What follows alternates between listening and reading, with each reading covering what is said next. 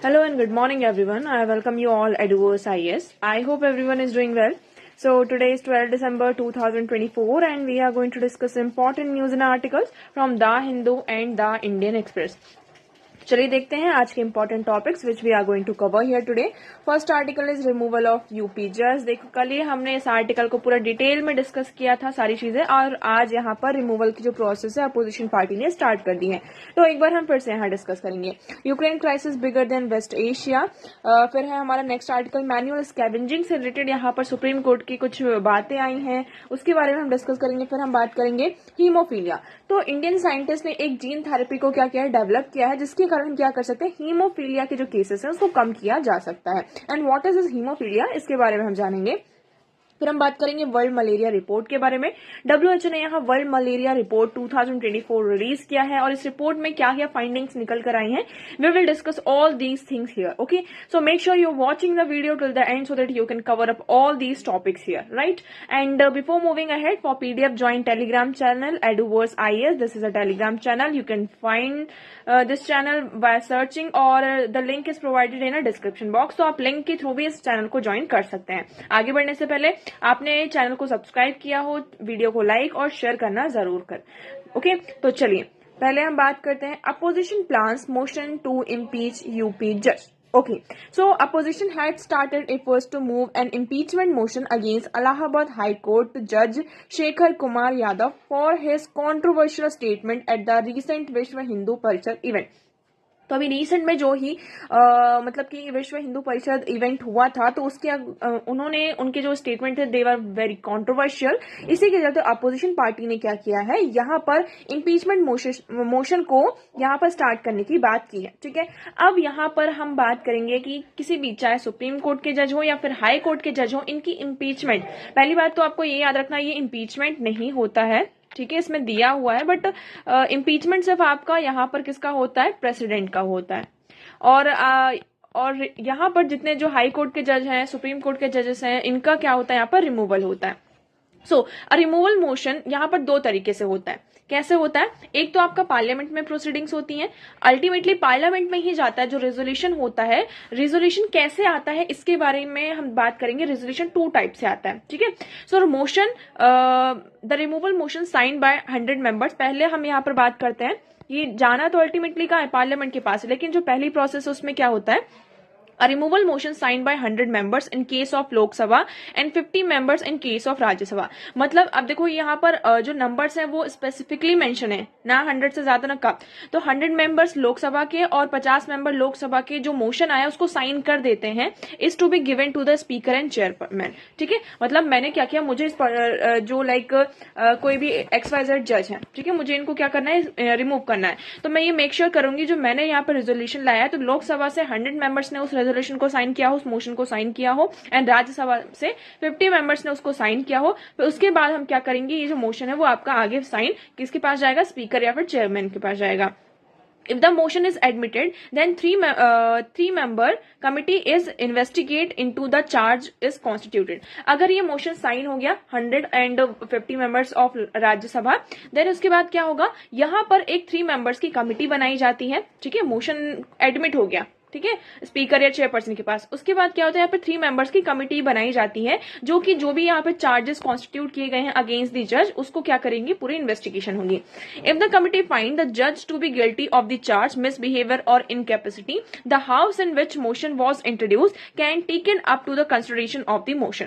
और अगर यहाँ पर जज को जो चार्जेस यहाँ पर लगाए गए हैं मिसबिहेवियर और इनकैपेसिटी का, अगर वो कमिटी फाइंड आउट करती है कि he is a guilty, he and she is a guilty, then जिस हाउस में मोशन स्टार्ट हुआ था वहां पर फिर आगे फर्दर चीजें आपकी क्या होंगी, स्टार्ट होंगी। और आपको ये याद रखना है, जब ये फर्दर चीजें स्टार्ट होंगी तो स्पेशल मेजोरिटी से यहाँ पर वो रिमूवल जो प्रोसेस है, मतलब कि जो मोशन है वो पास होना चाहिए। सो majority of total membership of the house and majority of not less than 2/3 of present and voting. तो आई होप, मैं यहाँ पर उम्मीद करती हूँ आप लोगों को स्पेशल मेजोरिटी क्या है इसके बारे में पता होगा। अगर नहीं पता है तो आप लोग कॉमेंट सेक्शन में कॉमेंट करके बताएगा, हम इस पर एक डिटेल वीडियो यहाँ पर बनाएंगे। फिर हम बात करते हैं once the house in which removal motion was introduce pass it was a special majority it goes to the second house also it pass with a special majority. दोनों हाउस में ये स्पेशल मेजोरिटी से आपका पास होना चाहिए। After motion pass, यहाँ पर जब मोशन आपका पास हो जाता है, an address is presented to the president for removal of the जज। अब यहाँ पर देखो रिमूव कौन कर सकता है, यहाँ पर प्रेसिडेंट ही रिमूव कर सकते हैं। ठीक है, हमने मोशन पास कर दिया, अब ये सारी चीजें किसके पास जाएंगी, आपके प्रेसिडेंट के पास जाएंगी, एंड प्रेसिडेंट यहाँ पर ऑर्डर पास करेंगे टू रिमूव द जज। तो ये हमने बात कर ली, ये जो मोशन मतलब कि रिमूवल मोशन स्टार्ट हो रहा है कहाँ, पार्लियामेंट में। उसी तरफ दूसरी तरफ क्या होता है, लाइक सुप्रीम कोर्ट और हाई कोर्ट के जो जज होते हैं, वहां पर फिर जो सेकंड प्रोसेस ये चलती है आपकी कि देखिए हम बात करते हैं जो आपके चीफ जस्टिस ऑफ इंडिया है उनके पास भी सारी केसेस जाती हैं। It comprises if the motion is admitted the speaker और chairperson who receive it will constitute a 3 member committee. ये तो हमने पढ़ लिया। उसके बाद इट कंप्राइज, इस मेंबर कमिटी में कौन कौन होते हैं, सुप्रीम कोर्ट के जज होते हैं, chief justice of high court होते हैं, एंड डिस्टिंग्विश्ड ज्यूरिस्ट भी यहाँ पर होते हैं। ये कमिटी फ्रेम की जाती है और इन्वेस्टिगेशन यहाँ पर कंडक्ट किया जाता है। ठीक है, यहाँ पर सारी चीजें होती हैं। उसके बाद ये हमने बात कर ली। फिर यहाँ पर जैसे कि चीफ जस्टिस ऑफ इंडिया इस सारी चीजों में रहते हैं, तो वो एक ऑप्शन यहाँ पर ये भी देते हैं कि लाइक आपके ऊपर यहाँ पर ये चार्जेस हैं, तो आप यहाँ पर मतलब कि वॉलंटरी बेसिस पर रिजाइन कर दीजिए, है ना। वॉलंटरी बेसिस पर आप क्या करिए, यहाँ से अपने पद से रिजाइन कर दीजिए, तो ये ज्यादा होगा। क्योंकि इससे क्या होगा कि लाइक जुडिशरी के ऊपर एक जो बिलीफ होता है लोगों का वो यहाँ पर नहीं जाएगा, और जुडिशरी का हम कहते हैं ना कि हम एक जो रुतबा होता है वो यहाँ पर नहीं दबेगा, तो इसलिए यहाँ पर ये कहा जाता है। लेकिन अगर ऐसा नहीं माना जाता है, ठीक है, जो सुप्रीम कोर्ट है उनकी जो फाइंडिंग्स है वो भी एक कमिटी फॉर्म करते हैं, यहाँ पर पूरी इन्वेस्टिगेशन करते हैं, और उनको लगता है कि हाँ ये पर्सन मतलब कि इनको रिमूव करना ही चाहिए, उसके बाद वो पूरी रिपोर्ट जो है प्रेसिडेंट या फिर पीएम को सबमिट कर देते हैं, और उसके बाद उनका रिमूवल का प्रोसेस चलता है। आई होप ये आपको क्लियर होगा। ग्राउंड्स फॉर रिमूवल क्या है ये आपको पता होना चाहिए। So alongside the constitutional provision the जज inquiry act 1968 defines the ground on which judge can face impeachment such as misuse of office, grave offenses undermining the judge's integrity or any contravention of the constitution's provision, right. तो I hope आपको ये article पूरा clear होगा। अगर नहीं भी clear है तो आप एक बार फिर से वीडियो को रिवाइव करके यहाँ पर देखिएगा, एंड कल का भी वीडियो आप देख सकते हैं, वहां पर पूरा डिटेल में हमने डिस्कस किया है। चलिए आगे बढ़ते हैं। नेक्स्ट आर्टिकल है हमारा, वैसे ये छोटा सा ये आर्टिकल है, सिर्फ आपको ये यहाँ पर थोड़ा सा व्यू है। Ukraine crisis bigger priority than West Asia says Trump. Okay, यहाँ पर जो ट्रम्प साहब जी हैं उनकी मीटिंग हुई है, मुलाकात हुई है किसके साथ, आपकी जेलेंस्की साहब जी के साथ। तो यहाँ पर उनका ये कहना है कि जो यूक्रेन क्राइसिस है, देखो 2 क्राइसिस आज के टाइम पर अभी चल रहे हैं, एक वेस्ट एशिया का चल रहा है और एक यूक्रेन का। तो यहाँ पर ट्रम्प जी ने ये कहा है कि यूक्रेन का जो क्राइसिस है वो ज्यादा मतलब कि it is a bigger priority for us than West Asia. So Donald Trump said solving the Ukraine crisis would be his top priority once he assumed office next month. तो उनका कहना ये कि जब वो नेक्स्ट मंथ अपना office को assume करेंगे तो वो क्या करेंगे, यूक्रेन क्राइसिस को जल्द से जल्द रिजॉल्व करने की कोशिश करेंगे। उसके बाद उन्होंने वेस्ट एशिया को कहा कि less difficult situation. So next month describing West Asia as a less difficult situation, मतलब कि जो यूक्रेन क्राइसिस है वो आपकी ज्यादा बड़ी क्राइसिस है in comparison to West Asia. तो ये इतना यहाँ पर है। चलिए आगे बढ़ते हैं, नेक्स्ट मूव करते हैं। Our drive against manual scavenging will continue Supreme Court. देखो मैनुअल स्कैवेंजिंग क्या होता है, वी ऑल नो दैट। ठीक है, मैनुअल स्कैवेंजिंग क्या होता है कि कुछ लोग लाइक जो आपका लेटरिन है, सैनिटेशन मतलब कि ये जो सारा चीजें होता है उसको क्लीन करने के लिए क्या किया जाता है, ह्यूमन बींग्स का यूज किया जाता है। ठीक है, ये जो पूरी आपकी प्रोसेस होती है उसको मैनुअल स्कैवेंजिंग कहते हैं। इसको यहाँ पर बैन कर दिया गया है इंडिया में, लेकिन फिर भी अभी भी हम देखते हैं बहुत सारे केसेस आते हैं किसके, मैनुअल स्कैवेंजिंग के। इसमें सबसे बड़ी प्रॉब्लम क्या आती है, ये नोट किया गया है कोर्ट के द्वारा कि this manual scavenging is in human occupation. Okay, it is still continue, अभी भी कंटिन्यू हो रहा है। यहाँ पर इसको बैन कर दिया गया है 2013 में, इसके लिए एक्ट भी लेकर आ गया। स्टिल मैनुअल स्कैवेंजिंग क्या है, आपकी कंटिन्यू है। और सुप्रीम कोर्ट का ये कहना है कि हमारी जो ड्राइव है against the manual scavenging it will continue. और मैनुअल स्कैवेंजिंग के कारण क्या होता है,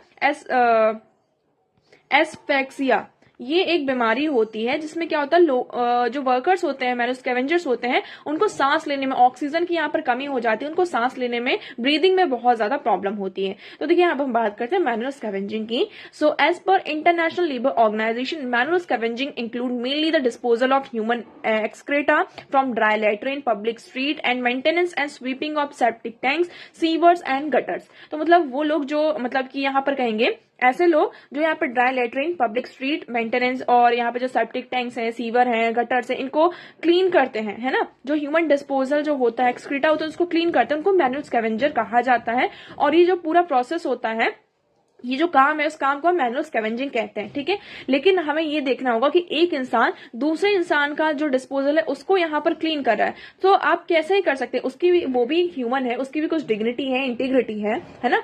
और ये जो आप कर रहे हैं दैट इज नॉट गुड, मतलब कर नहीं रहे हैं, मतलब ये एक चला आ रहा है आपका, हम क्या कर सकते हैं उसमें।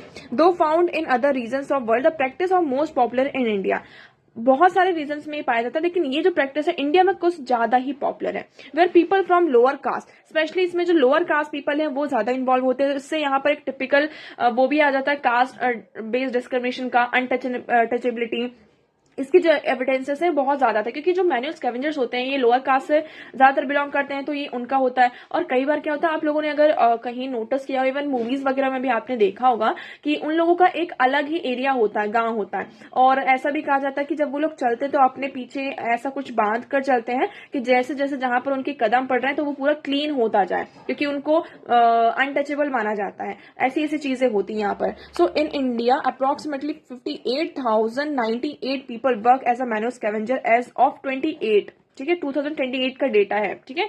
1941 पीपल हैव डाइड, मतलब कि उसमें से 941 जो पीपल हैं उनकी जान जा चुकी है since 1993 due to accident while undertaking hazardous cleaning of sewer and septic tank. अब आप खुद ही सोचकर यहाँ पर देख सकते हैं कि कितना ये इनह्यूमन है। अब क्या इंडिया में कोई भी यहाँ पर लाइक इनिशिएटिव्स नहीं लिए गए इसको रिमूव करने के लिए, इसको अबॉलिश करने के लिए? But it is not like that. There are various initiatives here to ban manual scavenging, to abolish manual scavenging. In spite of all these initiatives, we are facing these cases here. Now attempts क्या क्या है, हम इसके बारे में बात करते हैं। देखिए, so employment of manual scavenger and construction of dry latrine prohibition act 1993, ये एक्ट आता है, ठीक है। इसमें क्या कवर होता है, इसमें पहले जो 1993 का ये जो एक्ट है, इसमें सिर्फ जो ड्राई लेटरिन थी इसको कवर किया गया था। Definition of manual scavenging was restricted to a person employed for manual carrying human excreta, ठीक है। फिर यहाँ पर क्या होता है कि ठीक है, लोगों का ये कंसर्न आया, जो मैनुअल स्कैवेंजर्स थे उनका कंसर्न ये आया कि हमारे जो दादा परदादा ये सारे लोग थे वो भी तो यही काम कर रहे थे और हम भी यही काम कर रहे हैं, और अगर हम ये काम नहीं करेंगे तो फिर हम दूसरा क्या काम करेंगे। पहली बात तो लोग इतना ज्यादा डिस्क्रिमिनेशन होता है हमारे साथ, दूसरी चीज अगर हम ये काम नहीं करेंगे तो हमारे पास खाने के लिए नहीं रहेगा, हम कोई अदर काम नहीं कर पाएंगे, तो इनको रिहेबिलिटेशन की भी बात की गई थी। फिर यहाँ पर क्या आता है आपका self employment scheme for rehabilitation of manual scavengers, कि जितने भी मैनुअल स्कैवेंजर्स है लाइक हमने इसको तो बैन कर दिया, लेकिन उनको रिहेबिलिटेशन मतलब कि उनको दूसरा रोजगार का तरीका तो बताना होगा। तो ये चीज होती है आपकी रिवाइज होती है 2013 में with the provision of one time cash assistance for 40,000 to identify manual scavenger in the family. तो यहाँ पर 40,000 रुपए तक का उनको कैश असिस्टेंट प्रोवाइड किया गया था, जिससे कि वो क्या कर सके, जो मैनुअल स्कैवेंजर्स उनको आइडेंटिफाई कर पाए हमको और उनको रिहेबिलिटेट किया जाए। So capital subsidy up to 3.25 lakh to identify manual scavenger and their dependent for self employment project up to 10 lakh rupees. यहाँ पर फिर हमने ये भी कहा कि ठीक है, आपको सिर्फ इस काम के अलावा कोई और काम नहीं आता, तो हमने यहाँ पर एक स्किल डेवलपमेंट ट्रेनिंग प्रोग्राम भी स्टार्ट किया, जिसमें अप टू 2 ईयर्स तक जितने भी आइडेंटिफाई मैनुअल स्कैवेंजर्स हैं उनके जो डिपेंडेंट्स हैं, है ना, तो उनको हम 3,000 रुपए महीना देते थे। और ड्यूरिंग दैट लाइक अगर आप ये ट्रेनिंग करते हैं तो आपको हर महीने 3,000 रुपीज मिलेंगे। तो आपका क्या होगा, स्किल डेवलपमेंट होगा, स्किल डेवलपमेंट होगा तो आप ये काम छोड़कर दूसरे कामों में भी क्या कर सकते हैं, अपने आप को एंगेज कर सकते हैं। फिर हम एक नमस्ते स्कीम भी लेकर आते हैं। ये स्कीम के बारे में कई बार क्वेश्चन भी आ चुके हैं, this is very important for you, make sure इसे आप मार्क कर लीजिए यहाँ पर। नमस्ते स्कीम, ठीक है। इस स्कीम में क्या होता है, the national action for mechanise sanitation ecosystem, इसका फुल फॉर्म क्या है, national action plan for mechanise sanitation ecosystem scheme was, ये आपका 2023 एंड 22 एंड 23 में लॉन्च होती है for 100% mechanisation of sewer work 2025 and 26। इसमें हमने ये कहा कि हम क्या करेंगे, अभी तक ये जो मैनुअल स्कैवेंजिंग ये सारी जो सीवेज वगैरह था इनको जो क्लीन करने का काम था वो ह्यूमन बीइंग करते थे, लेकिन अब यहाँ पर हम क्या करेंगे, मशीन्स का यूज करेंगे to clean all these things, ठीक है। सो SRMS मतलब कि जो पहला रिहेबिलिटेशन था, अब ये नमस्ते स्कीम के साथ क्या कर दिया गया, इसको मर्ज किया गया है। लॉन्च ऑफ दी स्वच्छता मोबाइल ऐप 2016, ये कैंपेन भी हम लेकर आए जिनमें जितने भी पॉसिबल मैनो स्कैवेंजिंग्स अब यहाँ पर चल रही है, तो उनको हम क्या कर सके, कंप्लेन कर सके। लेकिन अगर आप यहाँ पर मैनो स्कैवेंजिंग करवाते हैं, कोई पर्सन यहाँ पर करता है, तो उसको यहाँ पर पनिशमेंट भी मिलती है। So prohibition of employment of manual scavenger and their rehabilitation act 2013 replaces the act of 1993। तो यहाँ पर 1993 का जो एक्ट था, उसको यहाँ पर जो prohibition of employment as a manual scavenger and their rehabilitation act 2013, इसको लेकर आया जाता है। ये 1993 के एक्ट को क्या करता है, रिप्लेस करता है। ठीक है, इतना क्लियर हुआ आपको। तो ये देखो, यहाँ पर करंट लेजिस्लेशन ने ये एम्फेसिस किया कि ये ह्यूमन की डिग्निटी, राइट्स और रिहैबिलिटेशन ऑफ जो ह्यूमन स्कैवेंजर्स हैं, ये इस पर हमें ध्यान देना है। ठीक है, इतना क्लियर हुआ। कंसर्न्स यहाँ पर बहुत सारे आते हैं कि लाइक नॉन कंप्लायंस है, अभी भी लैक ऑफ फाइनेंशियल असिस्टेंस है यहाँ पर, लाइक नमस्ते स्कीम के तहत जितना यहाँ पर एलोकेशन होना चाहिए उतना नहीं हो रहा है। लो कन्विक्शन रेट है in case either under the prohibition of manual scavenging under the act of ST/SC act. तो यहाँ पर लो कन्विक्शन रेट भी यहाँ पर हमें देखने को मिलते हैं। ठीक है, ये क्लियर हुआ आप लोगों को। नेक्स्ट मूव करते हैं। Next article is Indian scientist develop novel gene therapy to provide one time solution for haemophilia.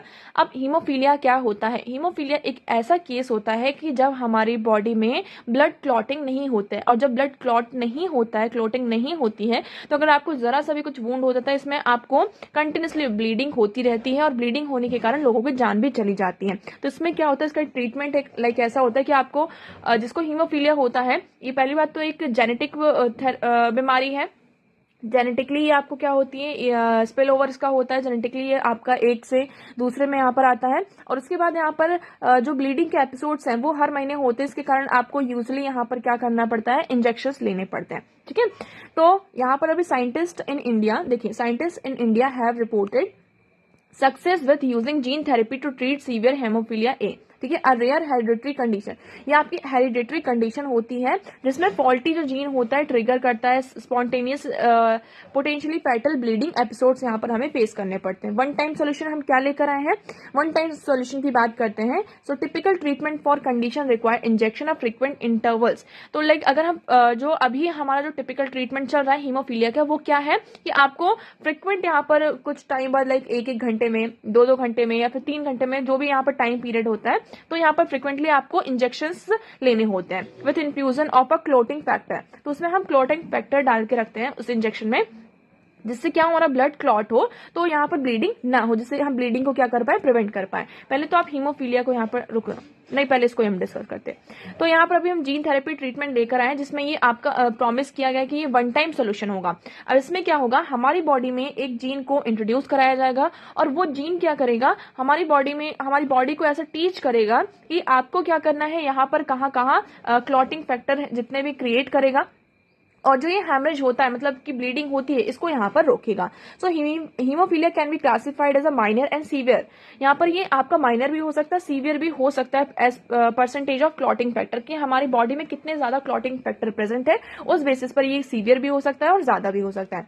Even though ये आपका एक रेयर डिसऑर्डर है, लेकिन इंडिया में आपको वर्ल्ड में सबसे ज्यादा, मतलब कि वर्ल्ड में इंडिया सेकंड नंबर पर आता है, जहां पर जो ये वाले पेशेंट्स हैं हीमोफीलिया के, वो केसेस दिखाई देते हैं, जिसमें आपको 40,000 से लेकर कितने यहाँ पर 1 लाख तक के केसेस आपको पेशेंट्स दिखाई देंगे। सो ये हो गया, ये जो आपका ट्रीटमेंट है वो सेफ है और बहुत ही ज्यादा आपका इफेक्टिव भी है, क्योंकि इसमें सिर्फ आपको एक ही बार क्या करना होगा, जीन थेरेपी लेना होगा। और सबसे बड़ी जो प्रॉब्लम इसमें आती है, मार्च 2024 की रिसर्च की एक स्टडी है, इसमें ये बताया कि जो हीमोफीलिया का जो ट्रीटमेंट होता है पेशेंट को, इसका कितना कॉस्ट लग जाता है। इंडिया में अगर हम बात करें तो 2.54 crore rupees over a 10 period. तो this treatment is very costly, मतलब कि आपको हर एक इंटरवल ऑफ टाइम में क्या करना पड़ रहा है, इंजेक्शन लेना पड़ रहा है क्लॉटिंग फैक्टर का, तो ये बहुत ज्यादा सीवियर हो जाता है। ठीक है, तो अभी हम हीमोफीलिया क्या है, तो ये जेनेटिक ब्लीडिंग डिसऑर्डर है जिसमें डेफिशिएंसी ऑफ क्लॉटिंग फैक्टर 5, 6, 7 जो ब्लड क्लॉटिंग जो प्रोटीन होता है हमारी बॉडी में, उसकी डेफिशिएंसी हो जाती है, जिसके कारण जो जहां पर नेसेसरी ब्लड क्लॉटिंग होनी चाहिए वो नहीं होती है। ठीक है, ये क्लियर हुआ। फिर हम सिम्टम्स की बात करते हैं तो problem bleeding after injuries, surgeries and spontaneous bleeding into muscles and joint. तो इसमें जो सिम्टम्स है, लाइक अगर आपको कोई चोट लग जाती है तो आपके चोट में यहाँ पर ब्लीडिंग होती ही रहती है, सर्जरीज वगैरह हुई तो उसमें भी ब्लीडिंग आपकी नहीं रुकती है, या फिर मसल्स से और जॉइंट से भी यहाँ पर आपको स्पॉन्टेनियस ब्लीडिंग फेस करनी पड़ती है। ट्रीटमेंट की बात करते हैं, इसमें रिप्लेसमेंट थेरेपी है, where clotting factor concentrated and infuse in a blood stream. Like हम अभी जो बात कर रहे थे कि जो क्लॉटिंग फैक्टर है इंजेक्शन के थ्रू हमारी बॉडी में इंजेक्ट किए जाते हैं। ये 2 टाइप्स के होते हैं, एक होता है आपका haemophilia A, haemophilia B. So haemophilia A को हम क्लासिक हीमोफीलिया कहते हैं और बी को हम क्रिसमस डिसीज कहते हैं। So this type of cause by lack and decrease of clotting factor 7। तो जब हमारी बॉडी में जो क्लॉटिंग फैक्टर 7 है इसका यहाँ पर कमी होती है तो आपको क्लासिक हीमोफीलिया होता है, और यहाँ पर लैक और डिक्रीज ऑफ क्लॉटिंग फैक्टर 9। ठीक है। उसके बाद जीन थेरेपी, जो अभी हमने इसके बारे में बात की। अब देखिए ये डायग्राम देखेंगे तब आपको थोड़ा ज्यादा क्लियर होगा हीमोफीलिया का। यहाँ पर देखो ये नॉर्मल ब्लड वेसल है, ये कि हैमरेज हुआ, कुछ हुआ, ठीक है, तो लाइक मतलब कि कुछ हमें इंजरी हो गई या फिर कुछ भी हुआ तो यहाँ पे जो क्लॉटिंग फैक्टर है उसने क्या कर दिया, क्लॉट कर दिया ब्लड को, तो ये हेल्दी है। लेकिन यहाँ पर इंजरीज हुई, यहाँ पर जो इनेबिलिटी, यहाँ पर क्लॉटिंग नहीं हो पाई तो ये ब्लड हमारा यहाँ से फ्लो होते गया, ब्लीडिंग आपकी होती है, तो ये होता है आपका हीमोफीलिया। आई होप ये क्लियर है आपको। चलिए आगे बढ़ते हैं, नेक्स्ट मूव करते हैं। Next article is India accounts for half of the malaria cases in south east Asia in 2023। Although यहाँ पर हम क्या देख रहे हैं कि मलेरिया के जो केसेस हैं वो कम हो रहे हैं, लेकिन इंस्पाइट ऑफ इतने कम होने के बाद भी इंडिया का जो नंबर है आपको क्या देखने को मिल रहा है कि ज्यादातर जो साउथ ईस्ट एशिया में जो केसेस है उसमें इंडिया में आपको सबसे ज्यादा केसेस देखने को मिल रहे हैं। हाफ ऑफ द केसेस कहाँ के हैं, इंडिया के हैं। So World Health Organization South East Asian region contribute 1.5%। South East region यहाँ पर 1.5% कॉन्ट्रीब्यूट करता है, और उसमें से इस 1.5 का हाफ करेंगे तो वो कौन कॉन्ट्रीब्यूट करता है, आपका इंडिया करता है। ठीक है, फॉलोड बाय इंडोनेशिया। फिर estimated malaria death region fell 82.9%। Although यहाँ पर जो मलेरिया के कारण जो केसेस है, मतलब कि जो डेथ है वो 82.9% क्या हुई, डिक्रीज हुई है आपकी, बट फिर भी हमें ऑल टुगेदर हम देखते हैं इंडिया इंडोनेशिया यहाँ पर 88 जो परसेंट अभी भी जो मलेरिया में के कारण डेथ हो रही है वो कहाँ हो रही है, इंडिया एंड इंडोनेशिया में। This according to WHO latest World Malaria Report 2024, ये आपकी कल ही रिलीज हुई है, उसके अकॉर्डिंग ये बताया गया है। अब India reported significant reduction in malaria cases. Although यहाँ पर हमने क्या किया है, बहुत अच्छा काम किया है और केसेस में रिडक्शन भी हमें देखने को मिला है। हमने 9.6% यहाँ पर रिडक्शन किया है। Meanwhile 3 countries saw increase. यहाँ पर 3 कंट्रीज हैं हमें जहां पर केसेस ज्यादा देखने को मिले, like People's Republic of Korea, यहाँ पर 47.9% केसेस इंक्रीज हुए हैं। Thailand, then Myanmar, and in 2023 both Timor Leste and Bhutan reported 0 indigenous cases of malaria. Wow, Bhutan में यहाँ पर आपको 0 केसेस देखने को मिल रहे हैं। With the exception of Myanmar and Thailand, all countries reported either decline in their malaria mortality rate and 0 malaria death. तो यहाँ पर हमें कहीं पर डिक्लाइन देखने को मिला है, कहीं पर 0 देखने को मिला है, लेकिन कुछ कंट्रीज में हमें केसेस इंक्रीज होते हुए नजर आए हैं। So according to WHO's latest malaria report, there were estimated 263 million cases, है ना। यहाँ पर ये एस्टिमेट क्या गया था कि 263 मिलियन केसेस हैं and 5,97,000 malaria death world wide 2023 में यहाँ पर हुई हैं। ठीक है, सो ये हुआ आपका। अब ये है कि 24 countries and 1 territory declare malaria free as of now 2024 November. 44 countries हैं एंड 1 टेरिटरी को यहाँ पर मलेरिया फ्री क्या किया गया, आपका सर्टिफाई किया गया by WHO, and many more are strictly progressing towards the goal. 83 malaria endemic countries, 25 countries now report fewer than 10 cases of malaria a year and increased by from 4 countries in 2000। तो ये थोड़ा सा आप एक बार इसमें go through कर लीजिएगा, इसमें सारी डिटेल्स दी गई है इस रिपोर्ट की, तो आप इसमें पढ़ सकते हैं। तो सबसे बड़ा प्रॉब्लम मलेरिया का ये आता है कि लाइक सैनिटेशन। अब जब तक आपकी कंट्री का जो सैनिटेशन है आप उसको इम्प्रूव नहीं करेंगे तो ये केसेस आपको देखने को मिल ही सकते हैं। तो इंडिया में आपको पता ही सैनिटेशन कैसा ही है, कहने वाली बात नहीं है, ये सबको अंडरस्टूड है। ओके, सो देखिए आज के न्यूज़पेपर में इतने इंपॉर्टेंट आर्टिकल्स थे। आई होप आपको सारी चीजें क्लियर होंगी, बट स्टिल अगर आपको कोई भी डाउट लगता है so you can ask in comment section. आज का वीडियो कैसा लगा एक बार कमेंट सेक्शन में जरूर बताइएगा। अगर वीडियो पसंद आया हो तो उसे लाइक करना, चैनल को सब्सक्राइब एंड शेयर करना ना भूलें। So that's for all today. Thank you so much for discussion.